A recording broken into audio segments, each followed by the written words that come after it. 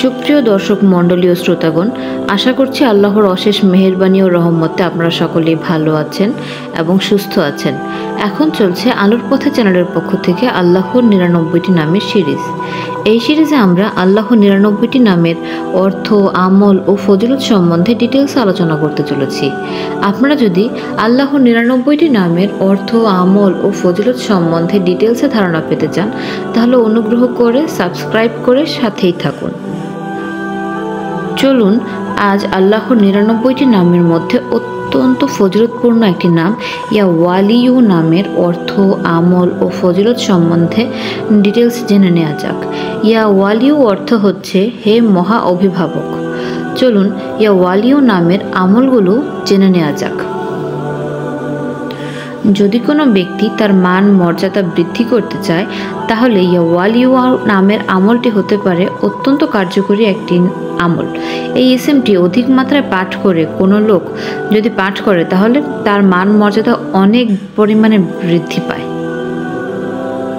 চলুন ইয়া ওয়ালিউ নামের আরও কিছু আমল সম্বন্ধে জেনে নেওয়া যাক। ইয়া ওয়ালিউ নামের নকশাটি লিখে সঙ্গে ধারণ করলেও সমাজে জনপ্রিয়তা লাভ হয়, অর্থাৎ সমাজের সকলের কাছে সে অত্যন্ত জনপ্রিয় ব্যক্তিতে পরিণত হয়। তার জনপ্রিয়তা এতটাই বেড়ে যায় যে সকলে তাকে সম্মান করে, সকলে তাকে ভালোবাসে। সুতরাং আপনারা যদি আপনাদের জনপ্রিয়তা বাড়াতে চান, সমাজে সম্মানিত ব্যক্তি হতে চান, তাহলে নিচের নকশাটি জাফরান কালি দ্বারা লিখে সঙ্গে ধারণ করতে পারেন।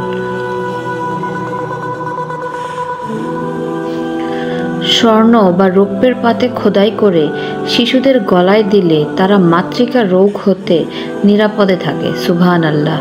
আর উক্ত নকশা স্বর্ণ বা রৌপ্যের পাত্রটি কোনো নারী পুরুষ সঙ্গে ধারণ করলে তারা মানুষের কাছে খুব সম্মানের পাত্রে পরিণত হয়। সুবহানাল্লাহ।